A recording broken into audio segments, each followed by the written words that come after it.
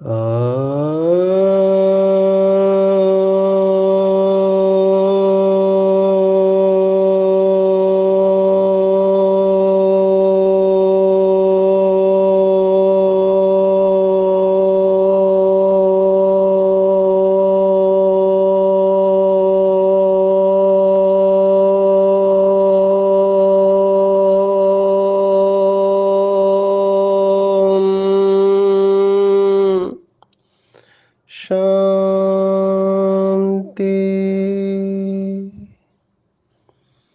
आज 21 सितंबर 2023 भारत में सद्गुरुवार है। Today is 21st September 2023 and it's Thursday in Bharat. आज की मुरली का जादुई रहस्य स्वयं को प्रेरणा देने के लिए Magical secrets of today's Murli for motivating the self। आज की साकार मुरली 2 शब्दों के अंदर हम ले सकते हैं। बहुत गहरे शब्द हैं। बाबा के शब्द और साइंस के शब्द। मुझे तो कई बार लगता है जितने भी लैंडमार्क रिसर्च हुए हैं या हो रहे हैं वो बाबा की प्रेरणा से हो रहे हैं। आउटवर्डली जब हम ये मुरली पढ़ते हैं तो हमको लगता है बाबा ने सिंपल शब्द इस्तेमाल किया, लेकिन बाबा कौन है ये हम भूल जाते हैं। बाबा ज्ञान का सागर है। जितने भी साइंसेस है, जितने भी शास्त्र है, वो सब बाबा से निकले, क्योंकि बाबा चैतन्य बीज है। जैसे जो बाबा बनियान ट्री की बात कहता है, अभी कलकत्ता में इतना बड़ा बनियान ट्री है अभी, लेकिन वो जब भी वो शुरुआत हुआ तो उसका बीज होगा, या तो किसी ने डाला होगा या नेचर से गिरा होगा। तो उस बीज के अंदर इतना विशाल बनियान ट्री है, तो वो बीज को सब इंफॉर्मेशन है उसकी ऐसे ही, और वो बीज से ही निकला है। ऐसे ही इस समय जितना भी साइंस है, जितने भी लैंडमार्क डिस्कवरीज हुई है, वो सब बाबा से आई है। जिसको बाबा ने कहा silence is the root of science. Science का आधार भी साइलेंस है। आज बाबा ने ये जो सिंपल दिखने वाला शब्द इस्तेमाल किया, इसको साइंस में बहुत बहुत ऊंचा शब्द माना गया है, और वो शब्द है रेस्ट। अंग्रेजी शब्द है रेस्ट, माना आराम। अभी आराम शब्द को भी देखो तो उसमें भी राम है। तो जहाँ राम है वहीं पर आराम है। जहाँ राम की याद नहीं वहाँ आराम हो नहीं सकता है। इस बात को हम गहराई से देखने वाले हैं। जैसे कुछ दिन पहले बाबा ने शब्द इस्तेमाल किया था कि डिवाइन एंड अनडिवाइन। ये भी बहुत गुह्य शब्द है। आज का शब्द है रेस्ट एंड अनरेस्ट। मैं इसके ऊपर काफ़ी देर तक बोल सकता हूँ। अभी डॉक्टर का कॉन्फ्रेंस होने वाला है मधुबन में, जिसके पहले हम अरुणाचल प्रदेश जाके आएंगे। तो डॉक्टर के कॉन्फ्रेंस में भी मैंने ये सब्जेक्ट लिया हुआ है, क्योंकि डॉक्टर्स कॉन्शियसनेस के बारे में सोचते हैं। कॉन्शियसनेस स्टडीज आपने सुना होगा, लोग इसके ऊपर रिसर्च कर रहे हैं, जिसको बाबा कहते हैं कि इतने बड़े बड़े साइंटिस्ट हैं लेकिन खुद को ही नहीं जानते हैं। न खुद को जानते हैं, न खुदा को जानते हैं, न अपने को जानते हैं, न अपने पिता को जानते हैं। और यहाँ पर एक छोटा सा बच्चा भी है, उसको भी पूछो तुम कौन हो तो फटक से कह देता है कि मैं आत्मा हूँ। और परमात्मा कौन है तो कहता है बिंदी है। तो साइंटिस्ट कॉन्शियसनेस स्टडीज करते हैं। अभी ये कॉन्शियसनेस के साथ जुड़ा हुआ शब्द है, इसलिए मैं इसको थोड़ा समय दूंगा।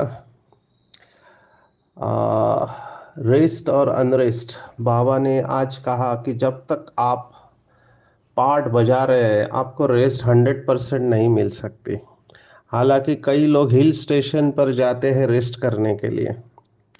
आज बाबा ने शिमला की पहाड़ी को याद किया है फिर से। बाबा की फेवरेट है शिमला की पहाड़ी।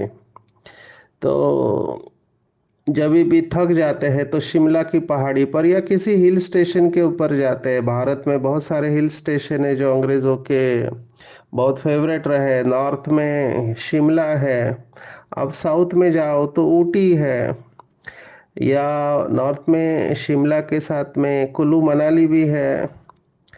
इधर साउथ में अभी तमिलनाडु में हम गए थे तो वहाँ से कोडाई कैनल है। मदुराई से आपको 2 घंटा लगता है ऊपर जाने में, कोडाई कैनल ऊटी।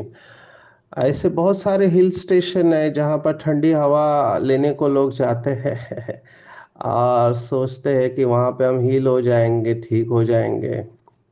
आपको बता दूं कि पहले जब टीबी की दवाई नहीं थी तो महाराष्ट्र में सैनिटोरियम होते हैं, तो टीबी की दवाई नहीं होती तो महाराष्ट्र में एक हिल स्टेशन है जो बहुत नामी ग्रामी है, महाबलेश्वर। आप जब कभी इधर आए महाराष्ट्र में तो ज़रूर महाबलेश्वर को विजिट करना। तो उसके पहले एक पंचगनी करके स्थान है जहाँ पर टीबी के पेशेंट को भेजा जाता था। अभी उधर नेचर है, बहुत सुंदर स्थान है, वहाँ लोग प्रकृति के सानिध्य में रह के ठीक हो जाते थे। तो हिल स्टेशन पे लोग ठीक होने को जाते, आराम करने को जाते, लेकिन बाबा कह रहा है कि यहाँ पर रेस्ट हो ही नहीं सकता क्योंकि आप एक्टर हो। 100% रेस्ट नहीं हो सकता। 100% रेस्ट केवल शांति धाम में होता है। बाबा ने कहा मुझे भी आराम नहीं है। भक्ति मार्ग से द्वापर से लेके अब तक मैं बच्चों की सेवा में उपस्थित होता हूँ। पर से कहने में आता है आराम नहीं है, लेकिन वो तो शांति में रहता है, वो शांति का सागर है, लेकिन वो कार्य कर रहा होता है। ऐसे नहीं कि वो हमारे जैसा दुखी है या बहुत संकल्प चल रहे है या रिएक्ट कर रहा है, जैसे कुछ शास्त्रों में और कुछ धर्मों में बताया है कि भगवान को गुस्सा आया तो वो श्राप दे देगा। ऐसा नहीं है, लेकिन लोगों ने ऐसा समझा है क्योंकि अपनी अपनी बुद्धि के अनुसार लोगों ने परमात्मा को समझा है। उनको लगता है कि जैसे हम हैं वैसे भगवान भी हमारे जैसा है। इसलिए शास्त्रों में कुछ कहानियां ऐसी लिखी है कि बड़े बड़े ऋषि मुनियों को भी गुस्सा आ जाता था। तो दुर्वासा ऋषि करके एक है, आपने सुना होगा, जिनको बहुत जल्दी गुस्सा आने वाले शीघ्र कोपी कहते हैं, अंग्रेजी में कहते हैं शॉर्ट टेम्पर्ड। तो ये सब बातें हैं तो भगवान को भी अपने जैसा ही समझ लिया है, लेकिन है नहीं ऐसा। परमात्मा तो हमेशा शांति का सागर था, है, रहेगा। लेकिन रेस्ट जब बाबा कह रहा है तो हम एक्टिविटी में आते हैं, तो एक्टिविटी में रेस्ट हो नहीं सकता है। इसको थोड़ा गहराई में हम समझेंगे, भारत के शास्त्रों के बारे में समझेंगे और फिर विदेश वालों ने क्या इसके ऊपर संशोधन किया है ये समझेंगे। क्योंकि अभी पीएचडी के स्टूडेंट आए हुए हैं पूरे भारत से। इस समय 250 लोग पीएचडी कर रहे हैं, बाबा के बच्चे। बाबा ने मुरली में कहा था कि आगे चलकर आपके ऐसे ऐसे बच्चे बाबा के आएंगे जो बाबा को प्रत्यक्ष करेंगे। तो ये रिसर्च से क्या होता है कि पढ़े लिखे लोग इसको स्वीकार करने लगते हैं, नहीं तो वो उसको फेथ हीलिंग कहते हैं। कहते हैं कि ये फेथ हीलिंग है, माना आपकी भावना है इसलिए आपको फायदा हो गया है, बाकी इसमें सब में काम नहीं करता है। तो उसके लिए स्टडी करना होता है, रिसर्च करना होता है, संशोधन करना होता है। तो लोग इसको जानते हैं। इस समय सबसे ज़्यादा स्टडीज जो हुई है वो है ट्रांसेंडेंटल मेडिटेशन। अभी ये मेडिटेशन बाबा जिसको मुरली में याद करता है, महर्षि महेश योगी, ये भारत से गए और फेमस तब हुए जब विदेश का बीटल्स ग्रुप करके एक म्यूजिक का ग्रुप था जो इनको ज्वाइन हुआ। आप में से शायद कोई इसको सुनते भी होंगे। जॉन लेनन वगैरह नाम है, जो काफ़ी जिन्होंने पीस मूवमेंट को आगे बढ़ाया। फिर महर्षि इफेक्ट, फिर डॉक्टर दीपक चोपड़ा, कीथ वैलेस, ये सब साइंटिस्ट इनके साथ जुड़े हुए थे।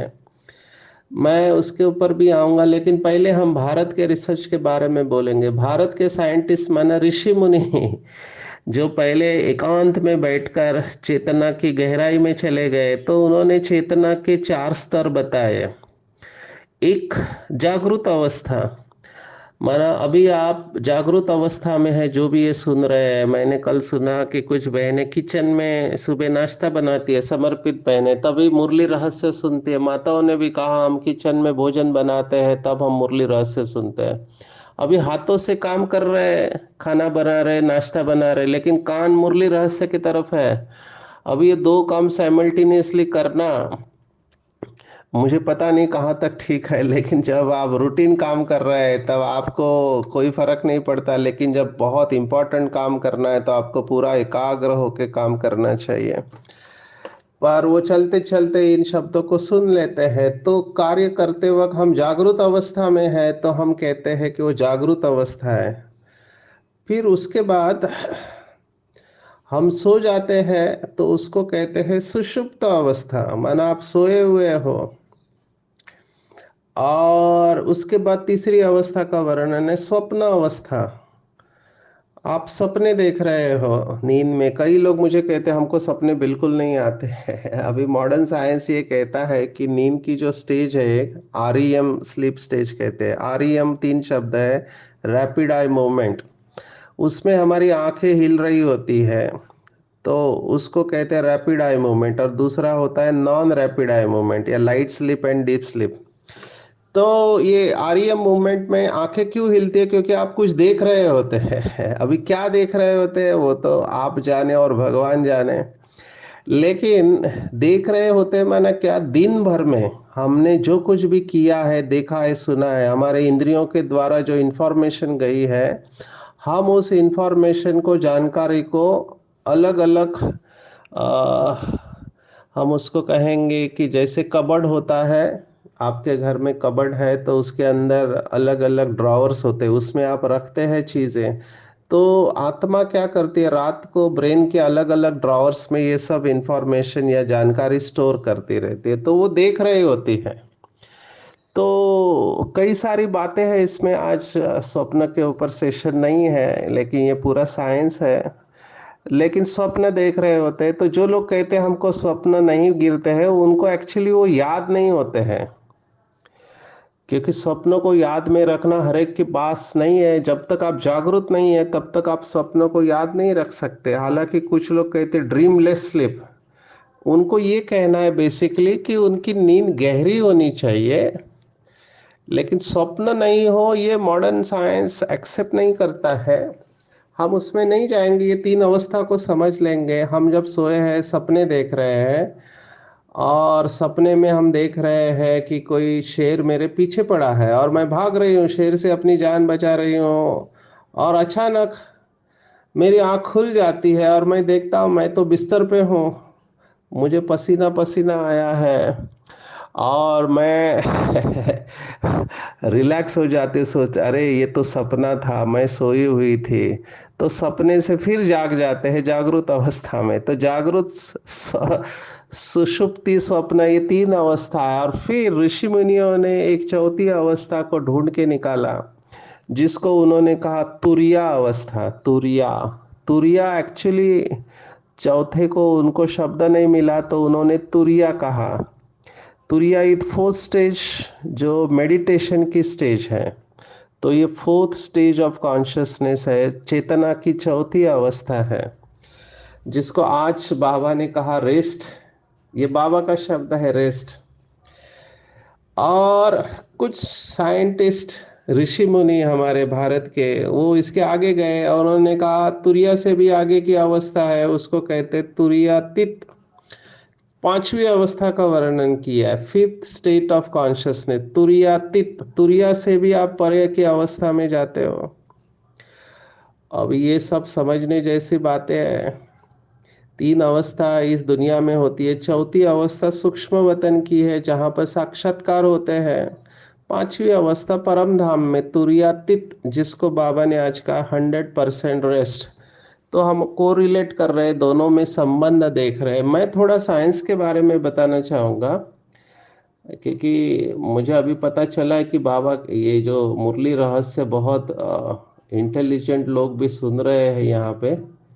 तो वो बीच बीच में बोलते रहते कि आप थोड़ी साइंटिफिक बातें भी सुनाओ हमको भी। तो मैंने कहा ठीक है, जैसे समय मिलेगा मैं सुनाऊंगा। तो एक डॉक्टर है जिसने मेडिटेटर्स के ऊपर रिसर्च किया है, उनका नाम है कीथ वैलेस।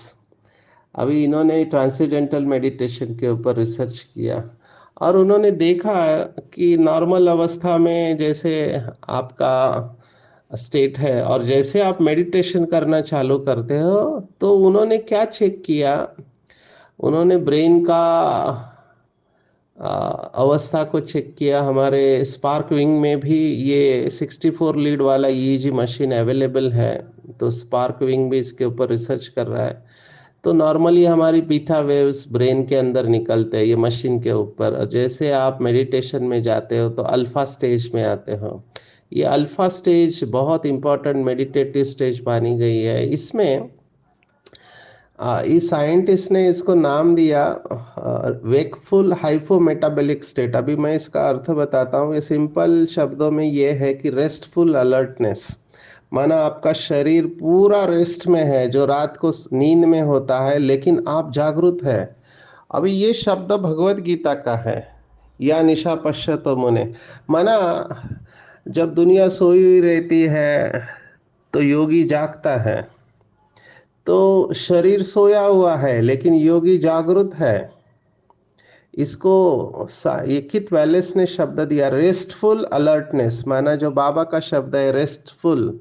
रेस्ट माना शरीर सोया हुआ है लेकिन आप जागृत है, जिसको मैं थोड़ा बाबा के ज्ञान के साथ जोड़ने की कोशिश करूंगा। बाबा ने कहा मम्मा और बाबा, इन्होंने सबसे ज्यादा योग की कमाई नींद में की। Now how that is possible? नींद में तो हम बेहोश हो जाते हैं, अनकॉन्शियस रहता है, याद नहीं रहता है, भूल जाते हैं। जैसे कई लोग खराटे लेते हैं, अभी उनको पता ही नहीं कि वो खराटे ले रहे हैं, उनका भी कोई दोष नहीं है। उनके अंदर, गले के अंदर जो भी मांसपेशियां है वो वाइब्रेट होती है, तो हवा जब जाती है तो वो वाइब्रेट होने लगती है, तो उसका आवाज आता है। अभी इनको कई सारी बीमारियां हो सकती है। स्लीप एप्निया करके एक होती है, इनका सांस रुक जाता है, ब्रेन को ब्लड फ्लो नहीं होता है, पॉक्सिया कहते हैं। उनके वजह से इनको बीपी की बीमारी हो सकती है, हार्ट की बीमारी हो सकती है। ये सब डेटा अभी आ रहा है। और हिंदी में मानते हैं कि खराटे लेके सो रहा है माना बहुत गहरी नींद है। एक्चुअली ये वास्तविकता नहीं है। खराटे लेना माना गहरी नींद नहीं है। खराटे लेना माना आपको प्रॉब्लम है, आपको मदद की ज़रूरत है, क्योंकि ऑक्सीजन मिल नहीं रहा है आपको पूरी तरह से। आपका रेस्पिरेटरी ट्रैक्ट, श्वसन का मार्ग अवरुद्ध है, ब्लॉकेज है, तो उसको खोलने के अलग अलग तरीके। कई लोग साइड में करवट लेके सोते हैं तो कम हो जाता है, कई लोगों का उससे भी नहीं होता है। फिर एक नाक में डिवाइस रखते हैं उससे, लेकिन अनकंफर्टेबल रहता है, उससे भी नहीं होता है। अभी कल मैंने एक और डिवाइस देखा कि वो गले में पहनते हैं, वाइब्रेटर होता है। गले में पहनने से वो क्या करता है, गले के मांसपेशियों को रिलैक्स करता है, तो हवा बहुत अच्छी जाती है, तो उसके वजह से आवाज नहीं आता है। कहने का भाव ये था कि रेस्टफुल अलर्टनेस ये मेडिटेशन की अवस्था है। मैं कई लोगों को देखता हूँ, बाबा के बच्चे बाहर के, अभी वो अच्छे मेडिटेटर्स है, लेकिन उनका सिर दर्द होता रहता है। सिर दर्द के कई सारे कारण है, लेकिन टेंशन की वजह से सिर दर्द या बदन में दर्द हो रहा है, इसके भी कई सारे कारण है। फाइब्रोमाइल्जिया नाम की एक बीमारी होती है। अभी पूरा बॉडी क्यों पेन कर रहा है? तो अगर शारीरिक कारण नहीं है तो मन के कारण है कि इमोशनल ब्लॉकेजेस है, वो रिलैक्स नहीं हो पाते हैं। कल मेरे बाजू में एक भाई बैठा था, अभी बीके है, योगी है, पर कंटिन्यूअसली वो पैर हिला रहा है, उसको पता ही नहीं कि वो पैर हिला रहा है। मैं आजकल ये बहुत लोगों में देखता हूँ, बैठे बैठे पैर हिला रहे होते हैं। तो ये रेस्ट नहीं है, ये रेस्टलेसनेस है। हमने इसको नाम दिया है रेस्टलेस लेग सिंड्रोम, डॉक्टर्स का। आप इसको गूगल पे देख सकते हैं, रेस्टलेस लेग सिंड्रोम। इनके पैर हिलते रहते हैं कंटिन्यूअसली। तो ये मन की अवस्था है जो हमारे शरीर से दिखाई देती है, और साइंटिस्ट इसको चेक करते हैं। जो शब्द आज बाबा ने इस्तेमाल किया कि आपको रेस्ट में रहना चाहिए, तो जितना आप रेस्टफुल अलर्टनेस में रहेंगे उतना आप अच्छे योगी माने जाएंगे। दादी जानकी डेल्टा स्टेज में रहती थी, अल्फा से काफी आगे है। अल्फा का रेट है 14 के नीचे आप जाते हैं तो अल्फा है 7 से 14 के बीच में, कि 14 से आगे आप बीटा में जाते हैं। फिर एक गैमा स्टेज भी होती है। गैमा को बहुत अच्छी अवस्था माना गया है, लेकिन ये थोड़ा ज़्यादा हो जाएगा समय के हिसाब से, तो मैं इसको नहीं ले रहा हूँ। सिंपल हमारी माताएं भाई जो पढ़े लिखे नहीं है उनके लिए इतना ही बता रहा हूँ। शरीर और मन पूरा शांत होना चाहिए, थकावट नहीं होनी चाहिए। थकावट क्यों होती है? थकावट होती है बॉडी कॉन्शियसनेस की वजह से। शरीर में आते हैं तो थकावट होती है। अभी थकावट दूर करने के लिए लोग क्या करते हैं? सोते हैं या मसाज करते हैं या एक्सरसाइज करते हैं। ये सब थकावट दूर करने के तरीके हैं। बाबा की बातों को मैं यहाँ लूंगा। बाबा ने कुमारों को कहा था 1985 में कि यहाँ से आप दिल्ली तक पैदल जाओगे बाबा की याद में तो भी थक नहीं सकते अगर आप सोल कॉन्शियसनेस में हैं। सो बाबा की बातों के ऊपर हमको सोचना चाहिए कि बाबा अथक क्यों कहा गया है। अथक या निद्रा जीत ये बाबा के शब्द है। मैं इसका शास्त्रों का अर्थ भी बताता हूँ।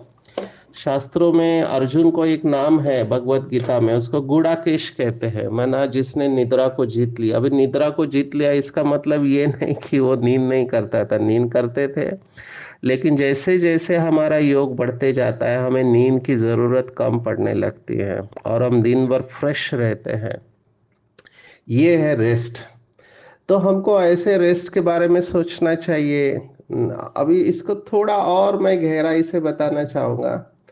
आपने अगर नाम सुना है डॉक्टर दीपक चोपड़ा, तो उन्होंने तो इसको जोड़ा हुआ है 7 चक्रों के साथ में, कि नॉर्मली हम हमेशा फाइट एंड फ्लाइट रेस्पॉन्स में रहते हैं, हमेशा झगड़ा करने को तैयार रहते हैं। अब ये बेस ऑफ स्वाइन मूलाधार से इन्होंने 7वां सहस्त्राधार चक्र, हम सब जानते हैं 7 चक्र होते, चक्र थेरी, मूलाधार, स्वादिष्टान, मणिपुर, अनाहत, विशुद्ध, आज्ञा और सहस्त्रार, ऐसे 7 चक्र अलग अलग स्थान पर।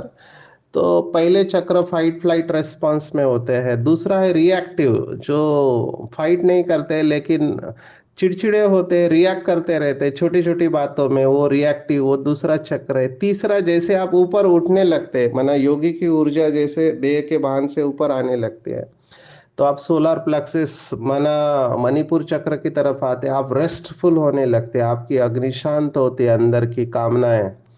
उसके बाद जब हार्ट पे पहुंचते हो, हार्ट चक्र जिसको कहा गया अनाहत, बाबा भी कहते हैं अनाहत ध्वनि, तो आपको इंट्यूशंस आने लगते हैं। इंट्यूशंस, बहुत सारे इंट्यूशंस आपको आने लगेगी, और ऐसे ऐसे शब्द आएंगे कि आपको ही नहीं पता। जैसे अभी मैंने इस्तेमाल किया कि जो राम की याद में रहते हैं वही आराम में रह सकते हैं, ये अभी फ्लो है। अगर आपको holiday, holiday is a state of mind, जो मैंने कहा था कि आप जब होली है तो हर दिन हॉलीडे है।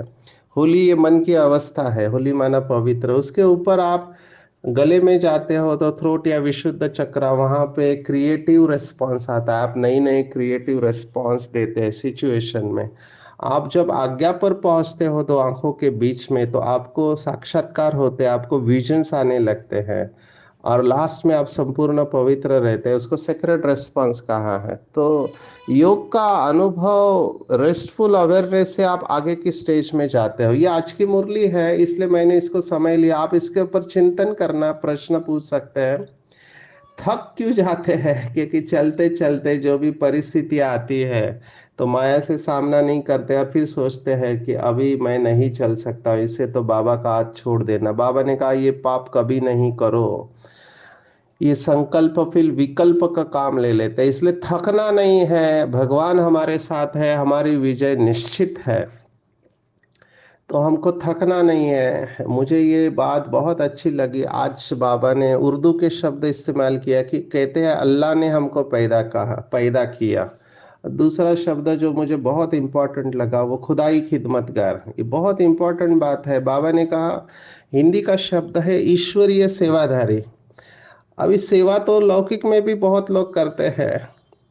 लौकिक में लोग बहुत सेवा करते हैं, कर्म योगी होते हैं, गरीबों की सेवा करते हैं, किसी को अनाज, किसी को कपड़े और क्या क्या पता नहीं करते हैं, गाय की भी सेवा करते हैं आजकल। तो ये सब सेवा करने वाले हैं, लेकिन बाबा ने एक स्पष्ट कहा कि आपको सेवादारी नहीं बनना है। सेवादारी तो दुनिया में है, लेकिन ईश्वरीय सेवादारी सभी नहीं है। ईश्वरीय सेवादारी ये मैजिकल वर्ड है। बाबा ने आज कहा, जब खुदा को खिदमत से जुदा कर देते हैं तो अकेले हो जाते हैं। सेवा में भी भाव होना जरूरी है। कई लोग मुझे कहते हैं कि हमको कोई पूछता नहीं, हम इतनी सेवा करते हैं। अब मैं समझ सकता हूँ उनके मन की अवस्था। इसकी जड़ में है रिकॉग्निशन। हम सब, हाँ, एक तरह से ना रिकॉग्निशन हमको चाहिए होती है। तो मैं हमेशा सभी टीचर्स बहनों से, भाई बहनों से कहता हूँ कि जहाँ आपको मौका मिले ना, आपको लोगों को अप्रिशिएट करना चाहिए। अभी किचन वाले किचन में कितनी सेवा करते हैं, इनका रात से ही प्लानिंग रहता है कल नाश्ता क्या बनाने का, भोजन बनाने का, लेकिन कोई उनको अप्रिशिएट अच्छी तरह से करता नहीं है। अभी कई बार ये रोज का काम होता है ना, तो लोग टेकन फॉर ग्रांटेड कर देते हैं कि इनका तो काम ही है। नहीं, ये काम नहीं है, वो दिल से कर रहे हैं। They need appreciation. मैं खास करके उन सबको कहता हूँ जो खुद भोजन नहीं बनाते, उनके घर में उनकी माता जी होगी, बहन होगी या पत्नी होगी जो उनके लिए भोजन बनाते हैं, तो उनको डेफिनेटली उनको अप्रिशिएट करना चाहिए। तो रिकॉग्निशन बहुत जरूरी है। एक गृहिणी होती है, वो घर को कितना साफ रखती है और हम उसको टेकन फॉर ग्रांटेड है, लेकिन वो घर को साफ रखना, सुथरा रखना, ये एक बहुत बड़ा स्किल है। तो उनको रिकॉग्निशन मिलना चाहिए। मैं तो एक एग्जांपल दिया, ऐसे बहुत डिपार्टमेंट है। अब बहुत सारे लोग हैं जिनको हम टेकन फॉर ग्रांटेड कहते हैं, लेकिन हमको उनको रिकॉग्नाइज करना चाहिए। हालांकि योगियों को इसकी जरूरत नहीं है। अगर आप अच्छा कर्म करते हो, यही आपके लिए फल है, क्योंकि वो कर्म करने में खुशी है। कर्म करने के बाद खुशी नहीं है। ये तो अगर आप कर सकते हो तो बहुत अच्छी बात है। इमोशनल बैंक अकाउंट में डिपॉजिट करना है। मैं हमेशा रिलेशनशिप्स में ये कहता आया हूँ कि हर एक व्यक्ति एक बैंक अकाउंट की तरह है। और अंग्रेजी में कहते, people are the greatest asset in the world. आपके पास इतने सारे बैंक अकाउंट है, चलते फिरते बैंक अकाउंट है। आपको मैं तो यही कहूँगा, अच्छा योगी वो है जिसका सभी के बैंक अकाउंट में मल्टी मिलियन डिपॉजिट्स है। जितना आप बैंक अकाउंट में डिपॉजिट करेंगे तभी आप उसमें से निकाल सकते हो। दूसरे शब्दों में, हमारे संबंध सुमधुर होने चाहिए। सामने वाला कुछ भी करे, मुझे डिपार्टमेंट में जमा करना है, तो जमा तभी करेंगे जब हमारी शुभ भावना, शुभकामना, और वो भी तभी आएगी जब मैं खुद को खुदाई खिदमतगार समझूंगा। तो ये इतना इजी पॉइंट नहीं है। मुझे कई बार लगता है एक एक शब्द की गहराई में जाए, लेकिन मेरा घड़ी की तरफ ध्यान होता है। हम मुंबई वाले बहुत टाइम कॉन्शियस होते हैं, क्योंकि हमारी ट्रेन छूट जाती है सेकंड सेकंड में। बहुत फास्ट लाइफ है मुंबई का। तो बाबा ने स्पष्ट कहा, जब स्वयं को खुदाई खिदमतगार समझेंगे तो सेवा में स्वतः जादुई या खुदाई जादू भर जाएगा। असंभव भी संभव हो जाएगा। तो किचन वाले, ट्रांसपोर्ट वाले, एकोमोडेशन वाले, जो भी डिपार्टमेंट है, मैं सबके लिए कह रहा हूं कि भगवान देख रहा है। डोंट एक्सपेक्ट, बस एक्सेप्ट दे। भगवान ने मुझे चुना है, मैं भगवान की सेवा पर हूँ। और हर एक के प्रति दिल से दुआएं दो और न्यारे और प्यारे होकर सेवा करना। न्यारे और प्यारे होकर सेवा करेंगे तो कर्म योगी बन जाएंगे, और वही कमल आसनधारी बनते हैं। तो कदम कदम पर बाबा की श्रीमत आपको मिल रही है। हम लोग बहुत लकी है कि बाबा ने हमको चुना हुआ है। बाकी आज की मुरली में बहुत सारी बातें आई हुई है, लेकिन मैं रेस्ट के ऊपर थोड़ा ज़्यादा गया कि दिन भर में हम शरीर और मन से रेस्ट में होते हैं या नहीं, वो चेक करना है। भले शरीर को रेस्ट नहीं मिलती है, लेकिन अगर मन से हम रिलैक्स है, आत्मा अगर सोल कॉन्शियस स्टेज में है, तो मुझे ऐसे लगता है थकावट कम होती है। तो थकना नहीं है। माया हमको थकाने की कोशिश करते हैं, क्योंकि माया आई माना हमने बोझा उठा लिया। बोझा वाला कभी रिलैक्स हो नहीं सकता है। तो सभी बोझ बाप को देखकर परम धाम की अवस्था में रहेंगे, अपने आप को बिल्कुल रेस्टफुल अलर्टनेस वाली स्टेज में जाएंगे, हर कर्म बाप की याद से रेस्टफुल अलर्ट होके करेंगे। तो मुझे ऐसे लगता है हम अथक निद्रा चित और माला के मन के बन जाएंगे। अच्छा, ओम शांति।